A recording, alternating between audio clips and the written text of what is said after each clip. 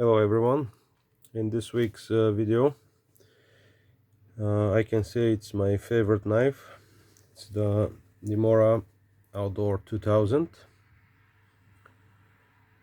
or is more known as just Mora 2000.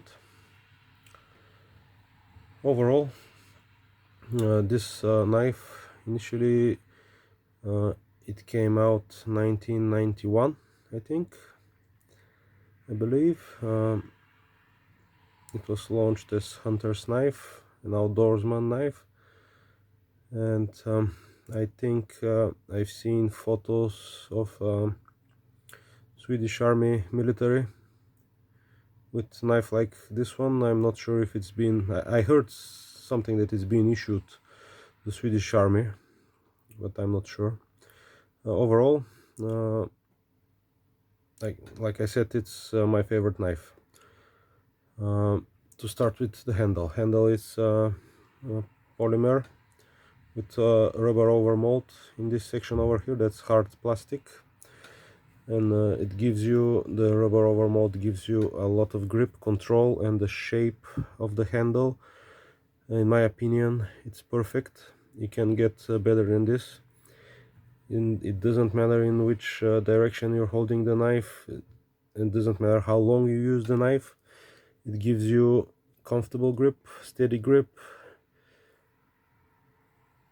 It gives you sense of security, despite the fact that the guard is only a tiny one. I never had problem of my hand slipping on the blade, and of course I never used it for stabbing. I guess if you use it for stabbing, probably you'll have problems like that, but yeah, I never used it for that. The blade is Mora Sandvic 12C27. They say it's one of the purest stainless steels.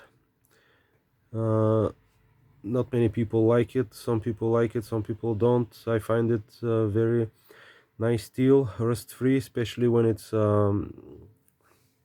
polished like that, mirror polish. I've never had problems. I never had rust spots.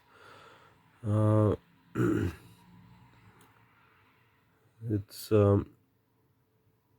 holding at the edge decent amount of time. It depends how long do you use it, and the easiest way to sharpen it, for me at least, it's as soon as I start feeling it a bit dull, I just use my ceramic rod. Just go 10 times from one side. I'll keep my finger away, and 10 times from the other side, and 10 more if I have to. It takes the edge very easily. The blade shape, you can see, I'm not sure, drop point, maybe something like that, and the grind is Scandinavian, and it tapers in front. Not many people like it. I used it to baton with it, small pieces, long, big enough so the knife can handle, and I didn't trash too much on the knife. And you can see that I have used it quite a lot. You can see a lot of scratches, and you can see a lot of scratches just on the Scandi grind over here, and on this side as well, a lot of scratches. And these marks over here are because in the beginning I used just a regular sharpening stone, and that caused these scratches. But as soon as I started using my ceramic rod, I didn't scratch the blade any further, and pretty much it's the same effect with the ceramic rod and the sharpening stone. It's very comfortable. Like I said, the blade is I think it's the right size to use it for kitchen stuff, preparing food, like the last week. Mostly I used it in the kitchen again. I did some carving with it just to remind myself. But again, the handle, it's, I think, the big plus for this knife, because this one as well have really nice and comfortable handle, but it's a bit too small side for my hand at least. and the plastic, it's okay, but it doesn't give you the enough grip that the rubber overmold gives you. It's very easy controllable for meat preparation, vegetables, like I said. And I even have the next generation of this one, the Mora ball. It's pretty much the same shape of blade, the same thickness, and the handle is pretty much the same, just it has the new design of the Garberg. Just it has the rubber over mold on top, but I'll talk about this one in the Garberg video. It will be knife for the next week. You can see the significant thickness in the blade. Most of the time I go for this one because it's very good slicer, and actually I don't need any thicker than that. When I got my Garberg, I tried to use it, I didn't enjoy it that much, and I went going back to my Mora 2000. And even when we do, there is only one drawback for this shape of blade, because it's pretty wide. You can see comparing to the 510, and actually this blade is pretty much the same as the Mora clipper. I have one in the kitchen for my wife, pretty much the same shape and the same wideness. And the only drawback that I have with the 2000 is when we do the pumpkins for the Halloween. It's a lot easier with this one because the edge, you can see it's pretty much a lot narrower than the Mora 2000, and it's a lot easier to carve through the pumpkin and to make all the eyes and the mouth and everything. But overall, pretty much that's the only thing that I couldn't do with this one.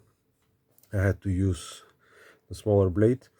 Overall, pretty much everything that this one can do pretty much the same, and even better, because like I said one more time, the handle, it's really nice. I enjoy it quite a lot.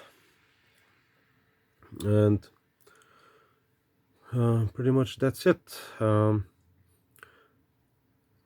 the sheet. Let's go quickly to the sheet. It's pretty simple. Goes both ways. I have this knife since 2012, and it sits, but if you shake it quite hard, it will go out. But most of the time I have it in my backpack. Very rarely I'll have it on my belt, and actually on some of my clothes I have sewn a big button, so I can even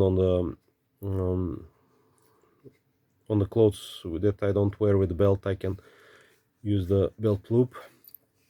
But yeah, pretty plastic sheet with 2 holes, drain holes. Very nice, easy and simple. And one more time, overall, the knife, I can say only good things about it. My favorite knife, it never failed me down. Since 2012, that's been 8 years, and it's holding up great edge. It's really nice knife. For bushcraft, this edge over here is quite rounded, but for fire steel I sharpened this part over here, and I have video on my channel. I'll leave a link in the description below, that you can start fire pretty easy with this part over here. And also you can I scrape carrots with it when I want to clean it up.